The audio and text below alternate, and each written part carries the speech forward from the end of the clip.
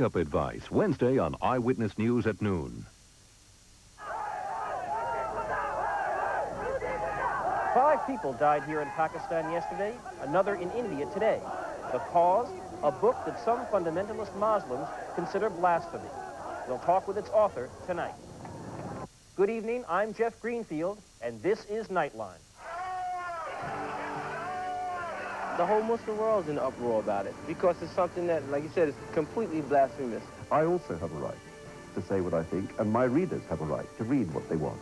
Among our guests, Salman Rushdie, author of the novel The Satanic Verses, that has touched off an international wave of protest.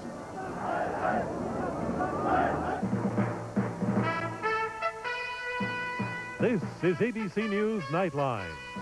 Substituting for Ted Koppel and reporting from Washington, Jeff Greenfield.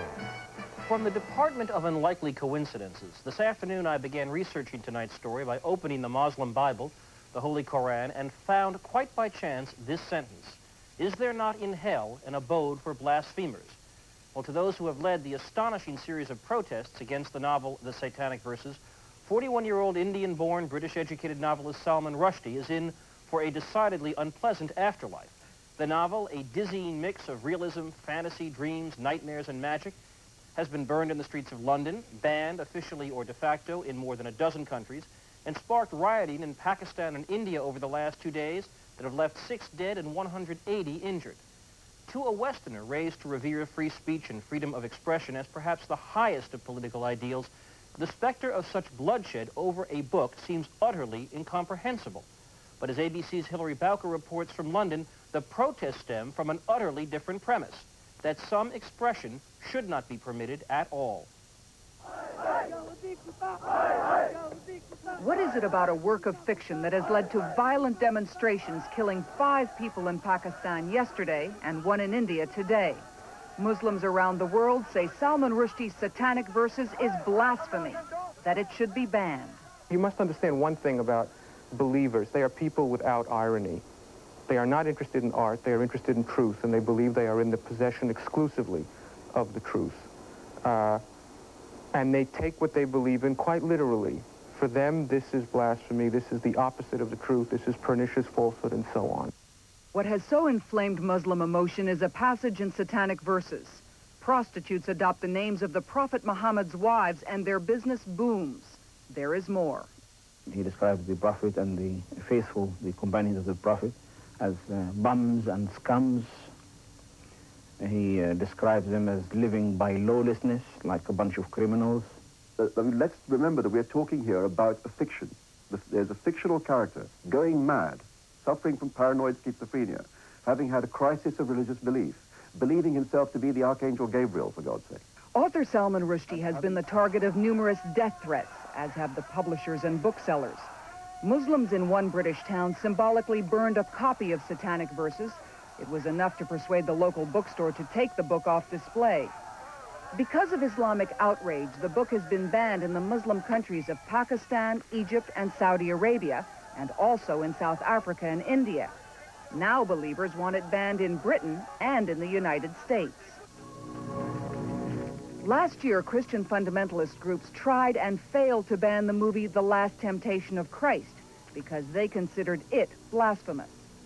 In 1980, Saudi Arabia tried to suppress the film Death of a Princess because it portrayed the execution of a Saudi princess for adultery. And in the late 70s, the movie Muhammad, Messenger of God, was temporarily taken off American screens. Black Muslim terrorists had taken hostages demanding the film not be shown because they considered it blasphemous. Blasphemy is just a loose cannon. If you would allow blasphemy to be used, then there's very little in the United States that one group or other wouldn't want to suppress. Lawyer Martin Garbus says Rushdie's publisher Viking Press has received thousands of form letters protesting the book. Many believe it's an organized and expensive campaign. Robert Oakley, the American ambassador in Pakistan, hinted over the weekend that money might have come from either Iran or Libya. The book is in American stores in spite of anonymous bomb threats as well as death threats against the publisher and the author. And quite honestly, I worry that in America, somebody might do something that all of us as Muslims would regret. just a thinly veiled disguise for a frontal attack and distortion against Islam and against Muslims. And Salman Rushdie is responsible for that. He knew what he was doing when he wrote that book. It didn't just come on the spur of the moment. It seems to me that the religious leaders in the Islamic world act increasingly like a form of thought police. I mean, what they want to do is to be the only people who can orchestrate thought. Rushdie says Muslims who've never read the book are being manipulated for political ends. After the violence yesterday in Pakistan, Prime Minister Benazir Bhutto accused Islamic fundamentalists of using the issue to topple her regime. But her government also said it would blacklist all books by the publishers of Satanic Verses unless they withdraw it from world sales and destroy all copies. Both the publisher and the author say that won't happen, and Salman Rushdie will make a scheduled American book tour later this month. The controversy has already been good for sales here in Britain, and the continuing conflict is likely to have the same effect in the United States. Hilary Bowker for Nightline in London. When we return, we'll be joined live by author Salman Rushdie and by a leader of the Islamic community in North America, Ahmad Zaki Hamad, who describes Rushdie's book as offensive to all Muslims and to all religions. This is ABC News Nightline, brought to you by Anderson Consulting. Business wrap-up for September 12, 1999. More good news from Washington. The index of leading economic indicators soared to a record high last month, continuing the growth trend of the 90s. A smiling Commerce Secretary Crimmins remarked, "The companies that are sitting pretty today realized back in the 80s that the future would be driven by technology, so they went out and found some people who knew how to drive." In an unrelated report, Americans are said to be enjoying more leisure time. Experts... After rigorous examination of the Mercedes-Benz 300E, one automotive journal concluded that it may be the best sedan in the world, and another journal called it a nearly spectacular mix of performance and practicality, the Mercedes-Benz 300E. Now that it's astonished the experts, let it astonish you.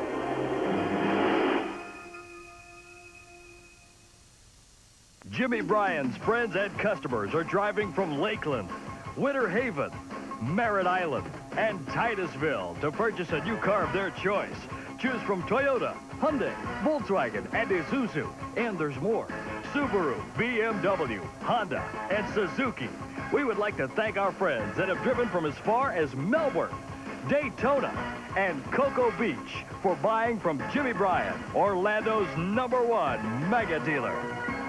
Tonight through February 18th, Fast Car presents the World Series of Asphalt Stock Car Racing at the High Bank Half-Mile New Smyrna Speedway. See super late models in action featuring legendary drivers like Dick Trickle and Joe Shear. The ground-pounding open-wheel modifieds with superstars Reggie Ruggiero and Tom Baldwin, plus limited late models and Pro 4 modifieds. Yes, see 9 nights of ASA All-Pro, ArtGo, and NASCAR stars now through February 18th, New Smyrna Speedway between I-4 and I-95 just south of Daytona on State Road 44. Sanctioned by Fast Car. Race time nightly, 8 p.m. Peter Jennings on ABC's World News Tonight. Hard news, covered by the strongest bench of any network. ABC News, America's choice. Novelist Salman Rushdie, who's with us now live in our London bureau, was born into a Muslim family in Bombay, India, although he is no longer a practicing Muslim. He attended England's Cambridge University, where he specialized in Islamic studies and now lives in London. The Satanic Verses is Mr. Rushdie's 5th novel and was nominated for Britain's most prestigious literary award, the Booker Prize. Dr. Ahmad Zaki Hamad, who's with us now in our Chicago bureau, is president of the Islamic Society of North America. That represents some 100,000 Muslims in the United States and Canada. Dr. Hamad, who is Egyptian by birth, has a doctorate in Islamic studies from the University of Chicago, and he is the author of several books on Islamic law. Mr. Rushdie, in one sense, one of your critics who said in our piece by Hilary Bowker is right, isn't it? In taking some of the most revered lore in the whole Muslim religion and using it fictionally, you knew you were playing with dynamite in one sense. Well, of course an artist knows what he's doing. I mean, the idea that I should not know would be, it would be very stupid of me not to know. The point is that what I've done is quite legitimate, it seems to me. I'm not denying the right of people who believe in religion to believe in religion. What I'm saying is that it is also important and legitimate to take a skeptical look at it. The book does challenge preconceptions. It sets out to do so. It does so in a way which most critics and writers have found not insulting, which Muslim writers as well as non-Muslim writers have supported and liked, and which gets me letters every day from Muslim readers as well as non-Muslim readers saying that they've enjoyed it. So, you know, that's the truth of the matter, and what's happening is that one side is trying to prevent the other side from having anything to say about the subject. Well, in that context, and I realize that novelists do not expect unanimous reviews, there was a review in today's Washington Times by an American, which concludes by saying, and I'll just read you one sentence, that having discovered no literary reason why Mr. Rushdie chose to portray Muhammad's wives as prostitutes, the Koran as the work of Satan, and the founders of the faith as roughnecks and cheats, I had to admit, says this reviewer, a certain sympathy with the Islamic leaders' complaints, that this book is not only, this is a nasty book. What's your take on that? Well, I've not seen that review, but for that review there are 10 reviews which say exactly the opposite. The point is that nowhere in the book are the Prophet's wives portrayed as prostitutes, and it's mischievous of the reviewer to say so. What happens in the novel at one point, in a dream sequence, and at that the dream sequence of a man who has not only lost his faith but is going crazy, is that I juxtapose two opposites. One is the chaste and religious and Puritan world of a prophet and his wives, and I set that against a degraded brothel in which a poet, or a decrepit poet, hides out amongst prostitutes who take the names of the prophet's wives. The point about that is to make an opposition between the sacred and the profane world. And anybody who reads the novel will see what happens. The prostitutes all get executed, come to extremely moral ends. They all get punished. Now, the idea that this is somehow an act of an attack on the religion shows an absolute failure to understand what fiction is. All right, fiction now, is. I just want to turn to Dr. Hamad and ask that precise question.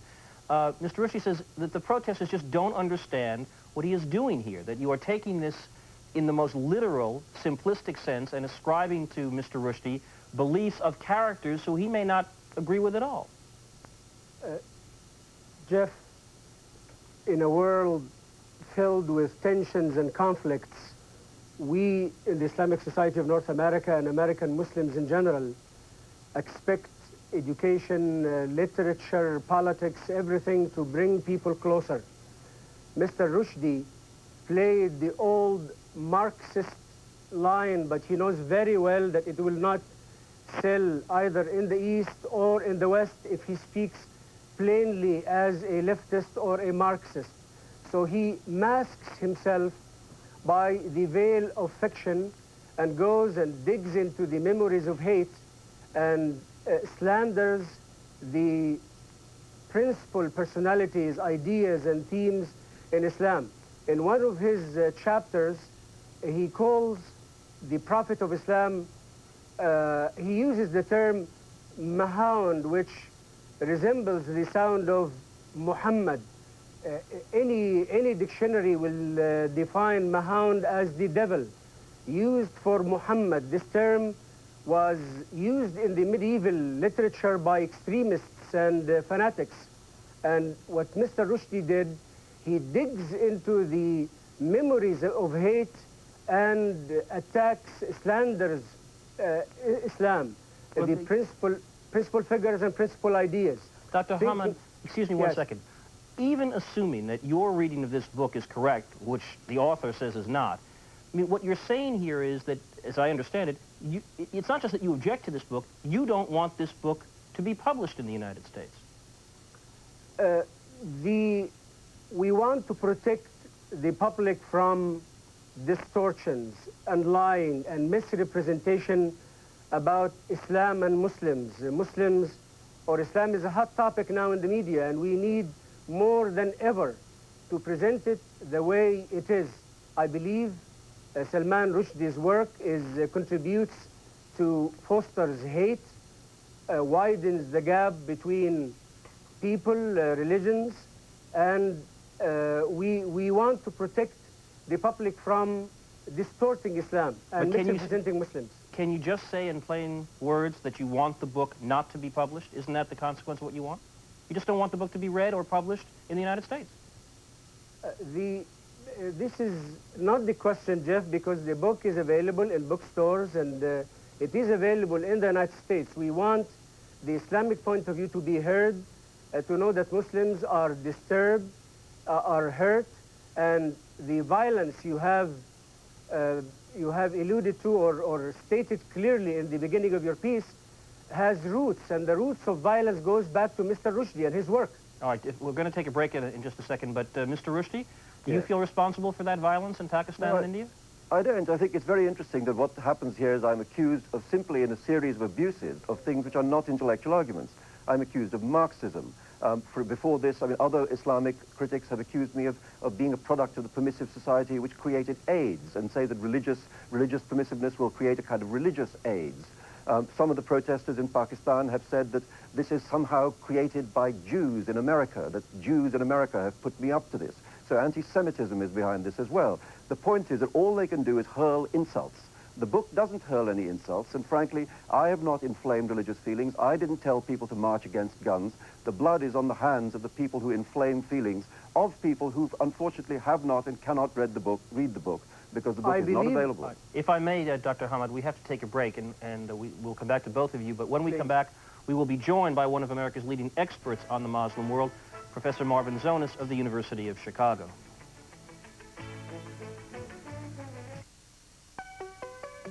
It's been the world's best-selling car 6 years running. Maybe it's because of features, reputation, or overall value. Whatever it is, it's no big surprise if you've driven a Ford Escort lately. Winning the world over. Have you been behind the wheel? Winning the world over. Get 4.9% financing or $500 cash bonus on 89 Escort. Frank, your outline's due tomorrow. Frank, your report's due tomorrow. Frank, your presentation's due tomorrow. With all the problems you face at work, your office equipment shouldn't be one of them. Hop on it. Rico, we don't let your office get in the way of your business.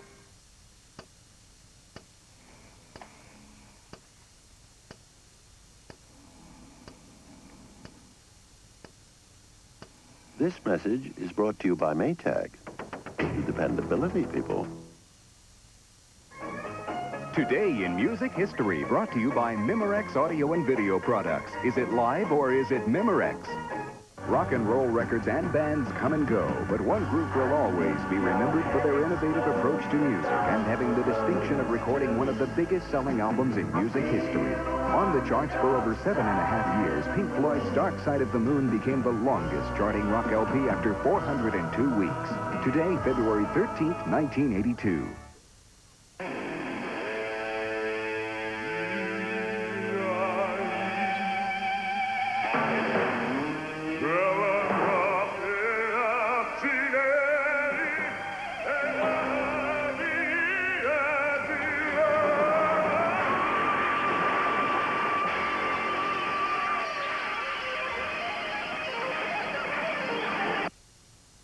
Was it live or new HBS 2? Ma'am, so what do you think of Wendy's new chicken parmesan sandwich? Autentico, la mia ricetta. Mama says it tastes like hers, too much like hers. Chi ha rubato la mia ricetta? No, Mama, nobody stole your recipe. No, la mia sorella Antonetta. It wasn't your sister Antonetta. When are you going to stop For playing? real Italian taste, try the new chicken parmesan sandwich now at Wendy's. Whole chicken breast filet, real mozzarella, and a rich tomato sauce. It's here now, but only for a limited time. When are you going to put it to rest? She didn't sell your recipe to nobody, Mama. Professor Marvin Zonas of the University of Chicago was one of America's most knowledgeable scholars about the world of Islam, and particularly the history and impact of Islamic fundamentalism. He joins us now from our Chicago bureau. Mr. Zonas, we've had movies ranging from The Last Temptation of Christ, which caused protests here, to Monty Python's Life of Brian, which was, to be charitable about it, a highly sacrilegious, satirical look at some who consider the Son of God. And yet, there seems to be something about the portrayal of Muhammad that has sparked a level of violence that is almost incomprehensible to those of us in the West. Can you put it in the context for us? What's the source of this kind of fury and rage? I think that we really have to understand two separate issues, which helps explain why many Muslims are incensed, and particularly Muslims in the Middle East. The first is that in some very fundamental sense, there is a competition between Islam and the West. The West has refused to recognize Islam. Christians have not accepted the final word of God, which is what Muslims believe Islam represents, and therefore there's a basic dynamic tension between Islam and Christianity, and the West is Christianity. The second point, however, is that Islamic fundamentalists in particular are not committed to pluralism. They are not committed to tolerance and democracy. They are committed to a set of values which all members of society must believe in order to further the goals of that Islamic society. That helps explain the passions. But does the United States owe any obligation to compromise its tradition of pluralism, freedom of expression, in an effort to somehow pacify or ingratiate ourselves with the Islamic world? I mean, are there not our traditions of pluralism that we must hold to no matter what? Well, there's no question that for those governments which seek to subscribe to Islamic fundamentalism and impose a different set of values on their own people, it seems to me that the United States has got to take the same kind of position that we take towards the Soviet Union, which is to say that we are for international human rights, irrespective of the nature of the social or political system which those countries hold to. And not to the contrary, we should be celebrating our own values and continuing to internationalize human rights. Yeah, I wanted to turn to Dr. Hamad about this. You have lived, Dr. Hamad, in the United States for, I believe, some 15 years. Surely you understand that we permit in the United States all kinds of sacrilegious, blasphemous, offensive publications that offend Jews, Christians, Muslims, every religion, every creed, because of that hierarchy of values in which we place freedom of expression highest.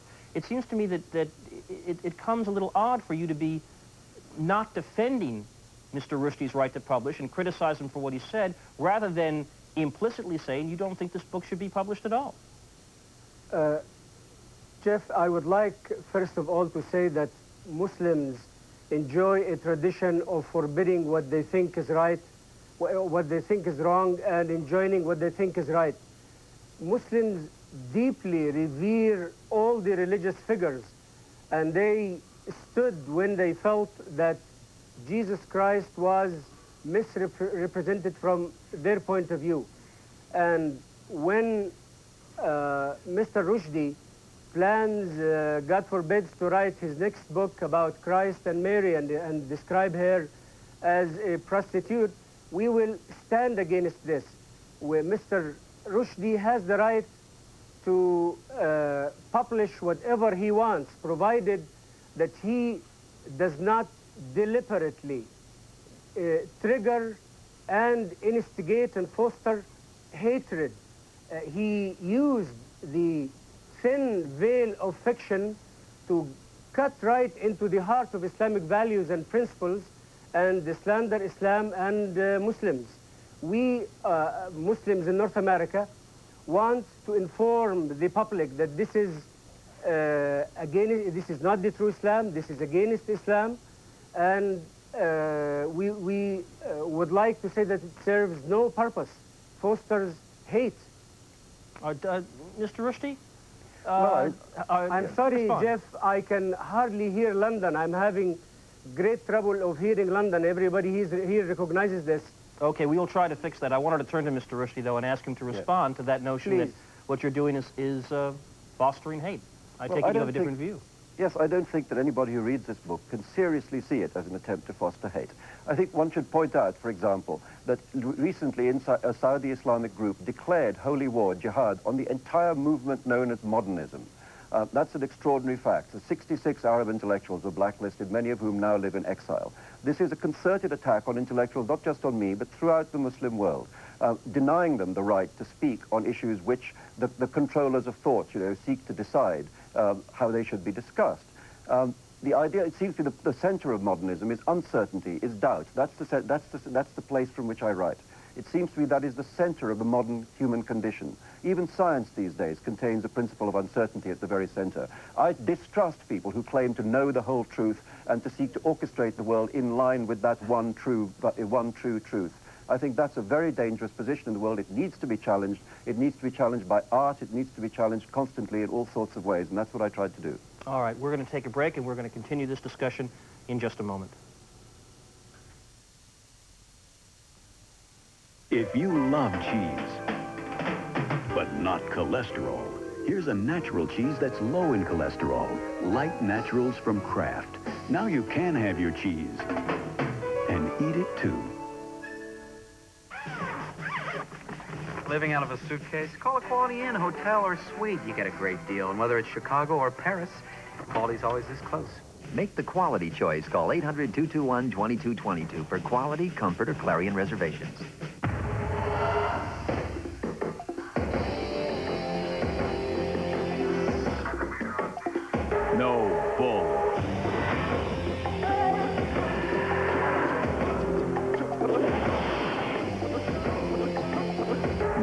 Bull.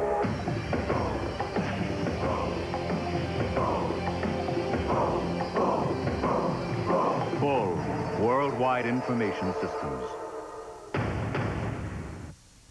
You know, the next great leap forward in the car industry won't happen in Detroit. It's happening right now at our dealerships. In overall product quality and dealer service, Chrysler has the highest customer satisfaction of any American car company, and that's 2 years in a row. That says a lot about the way our dealers treat you and the way they treat your car. Service is your right. We intend to see that you get it.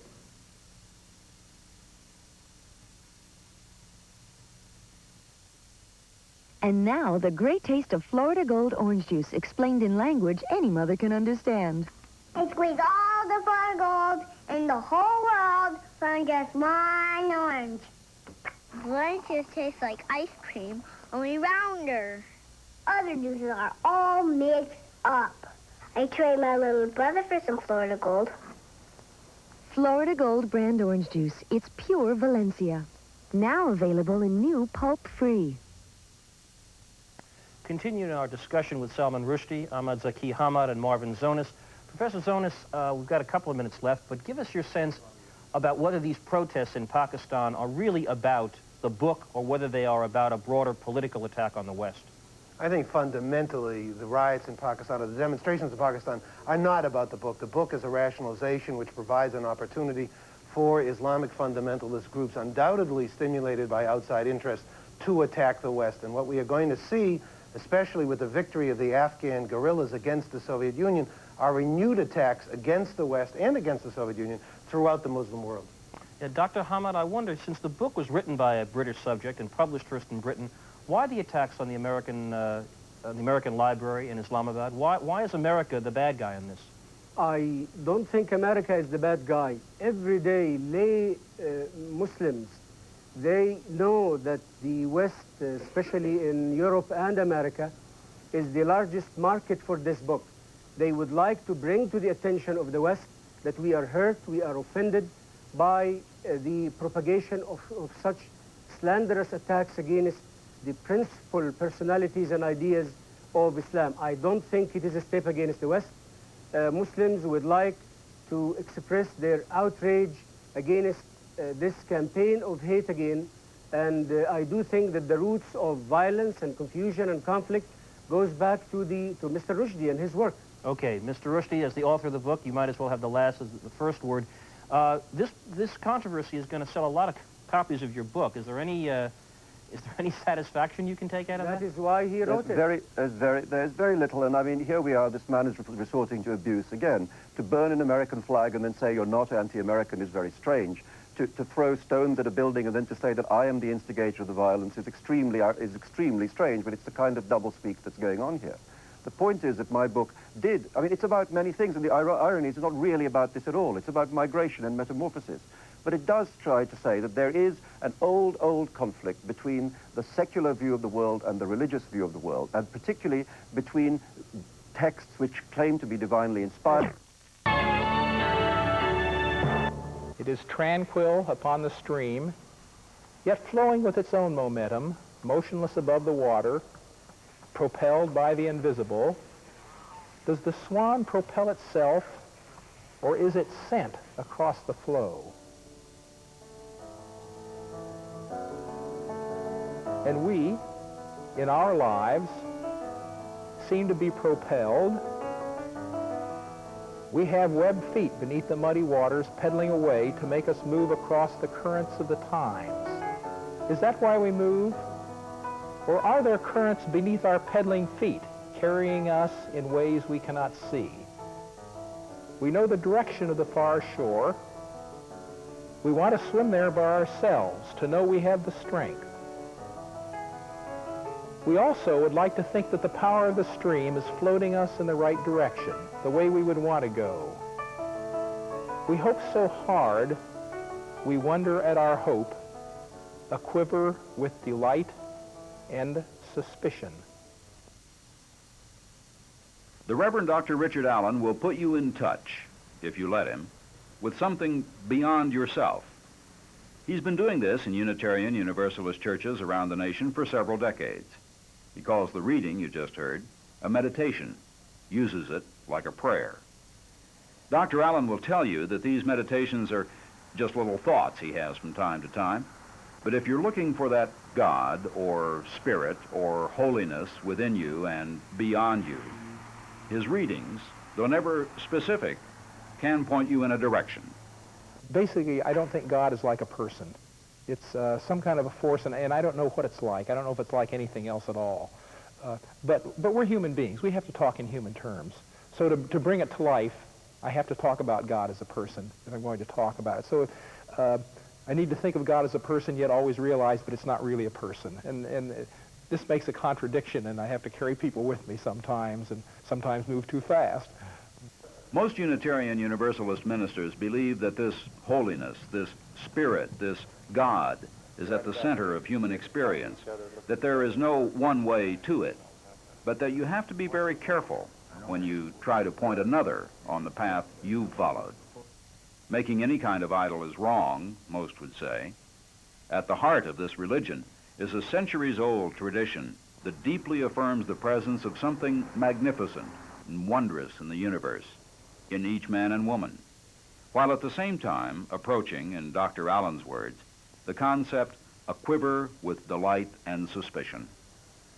After a short break, Univision will return with some further discussion about this subject of God beyond religion. What do we humans try to do with our lives? We try to discover wisdom and achieve well-being that will go deep into our spirits. We look for the best way to live, so that in our good times we feel the wonder of life, the joy and the love, and so that in our hard times we still manage to feel the warmth of life, the meaning and worth. That is what religion is all about, finding and living out a life-giving wisdom. Yet many people don't see themselves as religious. They don't go to church or synagogue or mosque, or they aren't satisfied when they do. And who can blame them when the places to which they have gone may accept only a narrow view of life and faith, and may give little account to what people are actually experiencing today? There is a different approach to religion, to understanding, and to living. We practice it at the Unitarian Universalist Churches of America. In the meeting of eyes, in the miracle of a new baby, the pure joy of a toddler's exploration of the world, in any number of other experiences of life where one gives one's self totally, there is the presence of something. It's also present in great sadnesses. All people affirm this something, all celebrate it, and it is called by many names: God, holiness, yin and yang, and so on.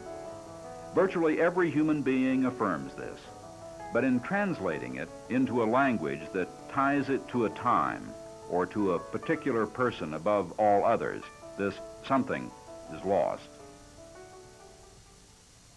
There are many ways that this loss is pointed out.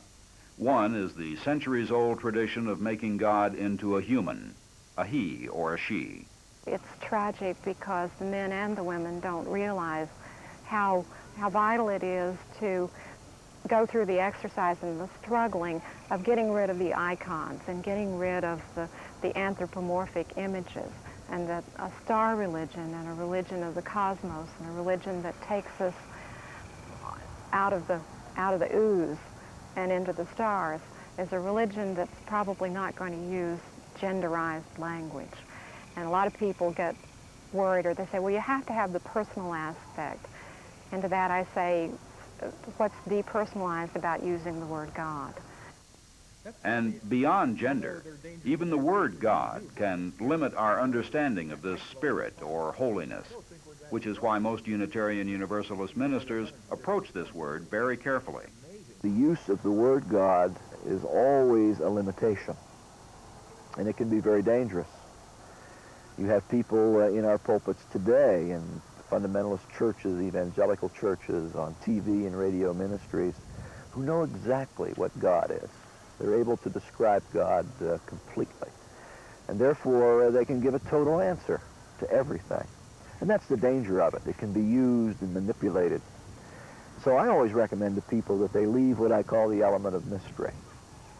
That yes, you can use the word, but remember that it's a limiting word, that it cannot possibly describe everything because we can't possibly know everything. And so a large part of your use of the word God has to include that element of mystery, the unknown, the constantly growing, the ever-changing, the tomorrow God. Traditional Western concept of God is something which Unitarians see as an idol, as a limiting symbol. And for Unitarians, for the most part, don't use God talk, so to speak. Again, they just, if they have a concept of God, they assume that divinity resides in the human person. That's the center of the great humanistic tradition. Certainly, the traditional Western notions absolutely do limit God. This is why I think that some of the discoveries of the new physics are particularly intriguing. The notion, for instance, to put it much too simply, that everything appears as either a wave or a mass, depending upon how we look at it. And that therefore everything is in flux in that sense, that there is a cosmic dance going on around us all the time, and that all of being is interrelated, including we who think we are objective observers of it. That kind of a notion of interweaving is a radical notion, though it has traditional echoes of Eastern thought and mysticism. That's a radical notion and frees us, I think, from some of the traditional Western hierarchical masculine notions of a God in the sky controlling events, looking down upon us, to whose children we are. Even though most Unitarian Universalist ministers and lay people would approach or use the word God very carefully, there is still the need to express this almost inexpressible something that binds us together with all. Again, virtually all Unitarian Universalists would affirm with their whole beings this presence within us, but they don't believe that there is one language or one set of images or one set of prophets that does it for all people for all time. When I use the word God, I'm declaring my faith in a substance of reality, a process of reality that's not other than I. This is no transcendent, faraway being up high in the sky. This is a spirit that moves through all of us, and it's not spirits in the trees and spirits in rocks and spirits in you and I. It is the spirit of life and the spirit of death, the spirit of reconciliation and the spirit of rebellion, the spirit that of all of the themes of coming home and of leave-taking and so forth. Since God, in my point of view, enters into all human experiences and in all natural experiences, then God is always known and seen in different lights, in different ways, in different angles, in different prisms. So it all depends, when I'm speaking about God, about what kind of human experience am I talking about. Am I talking about, say, the evolution of the species? Am I talking about the heavens above? Am I talking about someone's pain and illness? It all depends on what angle that I'm centering in on as to how I use the word itself. Symbols have always been very important in religion. This is one of the Unitarian Universalist symbols, the flaming chalice. But there are many more: the cross, candles, a flower arrangement, many others. When Univision returns after a short break, you'll learn about some Unitarian Universalist attitudes toward these symbols.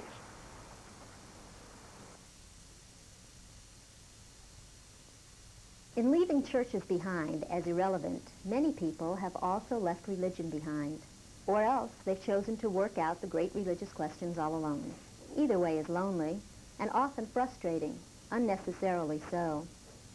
There are people who have gone through the same disillusionment with religious institutions and who also chose to discover the wisdom and worth of life for themselves, but who chose to do so in familiar and friendly company rather than alone, so that they might share experiences, insights, trust, and caring. Those are the kind of people who have become members of Unitarian Universalist congregations. In its 450-year-old history in Europe and America, Unitarian Universalism has been the religious home for those who would seek for themselves the answers to life's great fundamental questions. Free in their religion to explore all the resources of understanding available to humankind, from their own personal life experience to the religions, arts, sciences, and philosophies of all the peoples of the earth. 150 years ago, Unitarian Universalist minister William Ellery Channing spoke about the religious instruction for children. His words continue to be an expression of Unitarian Universalist faith today. He said, "The great end of religious instruction is not to stamp our minds upon the young, but to stir up their own, not to make them see with our eyes, but to look inquiringly and steadily with their own. In a word, the great end is to awaken the soul, to bring understanding, conscience, and heart into earnest, vigorous action on religious and moral truth, to excite and cherish life."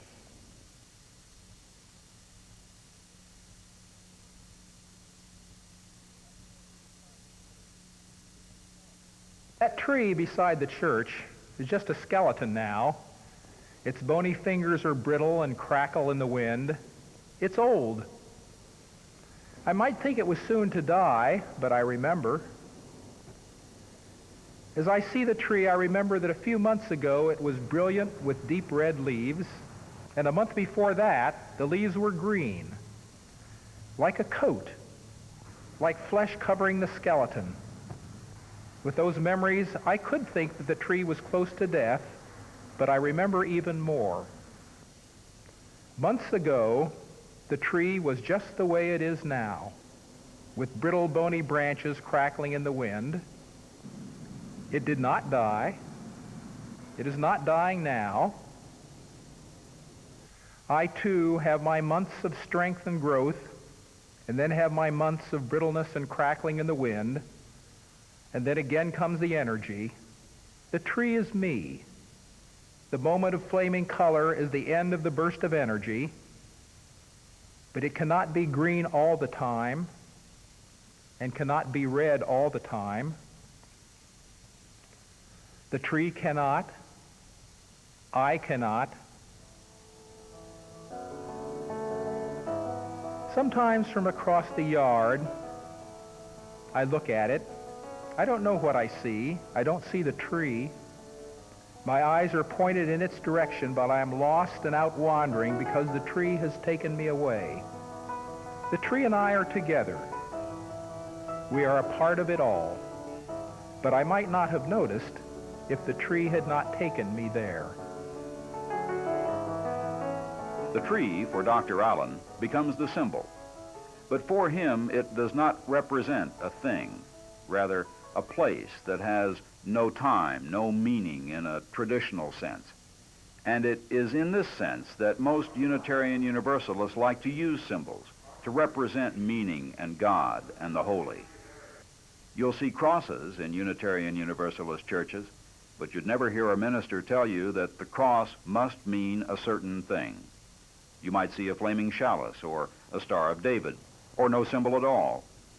Unitarian Universalist tradition affirms every symbol, and yet does not idolize or elevate one above another. This stern commitment might lead you to believe that there's confusion in the religious societies that call themselves Unitarian Universalist, and to some extent that's true. But what other way could there be for a tradition that points to the experience rather than to the remembrance of it?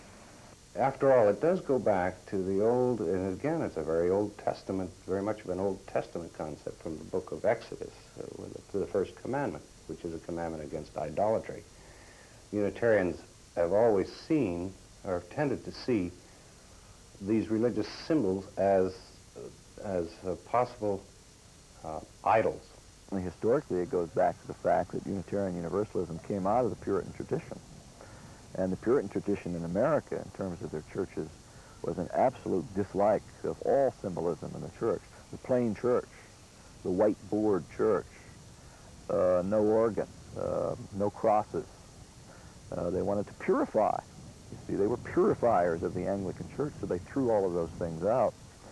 And so, since we developed in our history in the New England Puritan tradition, our first churches were there, and there were no symbols. Well, I think that many Unitarians don't find the idea of God intellectually acceptable, and they take exceptions to things that have been done in the name of God or to the images of God, the icons and so forth. And they don't want to be pushers of that sort of God. But to say that there are no symbols in a Unitarian church is wrong.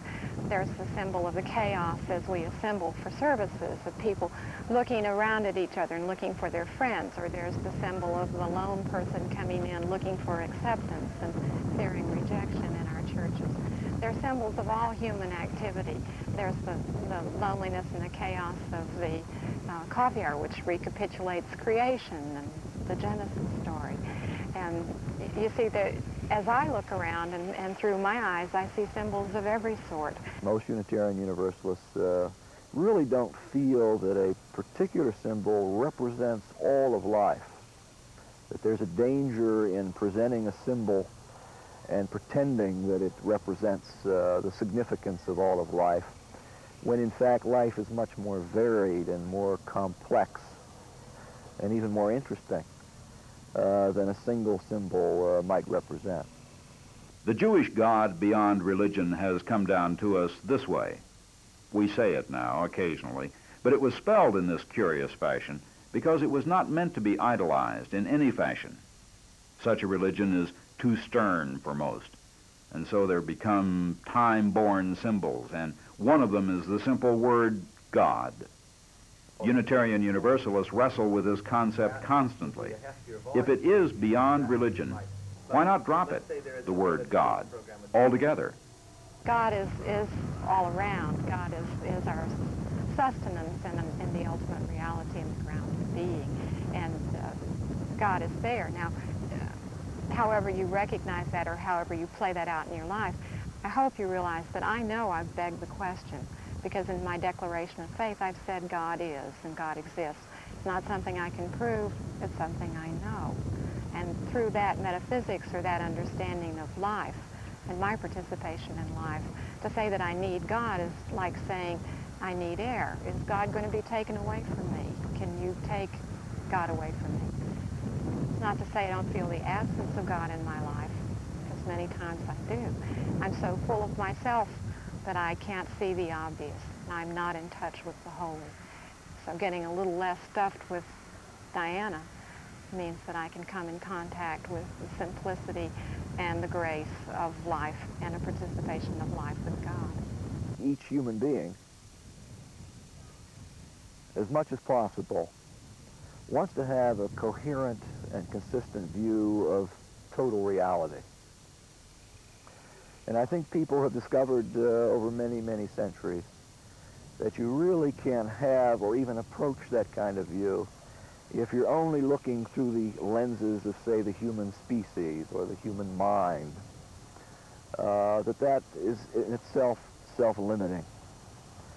So if you're going to deal with the totality of things, you need a concept that's going to explain your own ignorance. It's going to explain the mystery of things. It's going to explain the fact that you are finite. That's going to explain the fact that you have pain, or that you're good, that you have virtue. It's going to go beyond the self, beyond the human, beyond the species, and give you a more total view of what reality really is. The word God is a viable term, but again, it's an aesthetic term. It's a term that's always open-ended. To ask why do we need the word God is sort of saying, why do we need the word summer? I mean, it's just so much a part of our cultural tradition. Karl Marx said that religion was the opiate of the masses. History shows he judged correctly in most cases, that religion was used by governments to justify all kinds of horrible things done to oppress the people. There are thousands of examples of this: slavery in our own South, persecution of great thinkers like Galileo, Newton, and Priestley in Europe, and so on. When the Russians put the first man in space, he made sure to say when he got there that there was no God or heaven. Such observations meant nothing to Unitarian Universalist theists because God was not a thing, nor was heaven a place in their thinking. The cosmonaut Yuri Gagarin and his Russian leaders who directed him to make the statement were being just as silly and literal as the religions they were saying they opposed. A Unitarian Universalist view of God might be well expressed by this quote from L.P. Jacks. "Whoever it was who searched the heavens with a telescope and found no God would not have found the mind if he had searched the brain with a microscope." What we require to find God is an interaction between who I am and the heavens themselves and my perception, not just looking out there and expecting some hand to come down out of the sky. I think that Jacks makes a very nice statement there. Can you capture the essence of human behavior, personality, and activity by looking at tissue? And of course not. But it's a good question to help us think and to make some sense of something which is essentially inexpressible and unknowable. We can't use words we can't get God by using words, but by using words we can get somehow the spirit of what it means to live our lives in God or to be with God. The Reverend Dr. John Wolfe is a Unitarian Universalist minister. He claims he's an atheist in the popular sense of the word. That is, he doesn't believe there is a person, God, but he loves the Bible and is a devout believer in what he calls the God beyond religion. Shortly, he'll return with some closing thoughts about this God beyond religion. Do you ever have moments when everything suddenly comes clear, when you see deeply into your life and all of existence? Whether our lives have been full of happiness or sorrow, such moments give great meaning to us, but they are all too rare. Most of us somehow were taught not to trust that we can have them, so we don't try, and so we never wholeheartedly say yes to life in ourselves or in others. In all Unitarian Universalist congregations, we strive to recover our trust in that which is deepest and sacred within us. We strive to see life clearly and to live wholeheartedly. We come together to share wisdom, comfort, appreciation, laughter, and empowerment, to nurture fulfillment of each person and all people, believing that one can't fully happen without the other. It's a wonderful vision and requires a great variety of hands, hearts, and minds to fulfill it. Please join us. Speaking of a God beyond religion, might tend to confuse you if you are not a Unitarian Universalist. To most, God is an essential part of religion. It is to me also, but my concept of God is much bigger than our religion, much bigger than all the religions in the world. In fact, all the religions, all the world, all the universe is part of my concept of God. My concept, in fact, is unlimited. I choose to celebrate this idea as a Unitarian Universalist minister because it is a religion that does not place limits on ideas like God. I have a very strong belief in God. I talk to my parishioners sometimes to the point that they complain all the time about my belief, but I know that I can never fully explain, nor would I really want to, since that would stop the growing and expanding. I love the Bible. I love the good men and women who grappled with the concept of God and morality so many centuries ago. From this great book, I've gained tremendous insight into the world and into life. But I know as deeply as I know anything that even though the words of God are contained in the Bible, that God has gone beyond that one book. God is in all books where men and women make honest attempts to understand faith and love. And even though I know that God is with us every day, I also know that God is with every other person, within and without the religions of the world. In fact, one of the few serious sins that I believe humans commit on a regular basis is to try to contain God in a building or a time or a place. To grow up, I believe, is to understand and to be in touch as much as you possibly can be, despite all the distractions and hurry and sorrow of life, with this infinite and ever-present idea, no matter what you call it. I happen, with many others, to call it God. But I do that with great humility, and always with the knowledge that I can only know a little piece of that great truth, that each of us has the duty and power to understand a little bit of his or her truth, to pass this on, but not to limit the understanding, to keep it open, to keep it beyond any here and now religion, no matter how beautiful. This idea is essential to Unitarian Universalist beliefs. When you understand this, then the statement about God beyond religion begins to make more sense. And you know then that when I speak of God, I also know that the concept is far beyond my religion or any religion, and yet as close as my heart.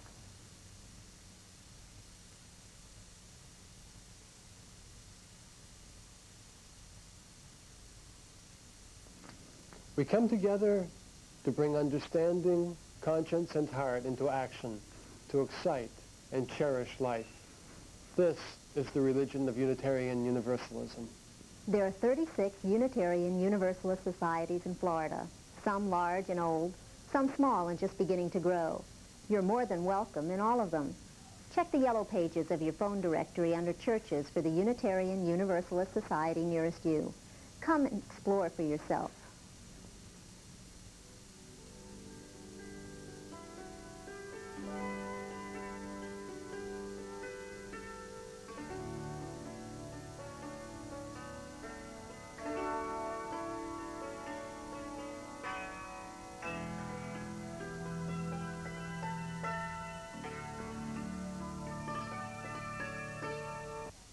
For more information and free literature about the Unitarian Universalist Fellowships in Brevard County, please call 632-0992 for the Cocoa Fellowship and 725-6125 for the Melbourne Fellowship.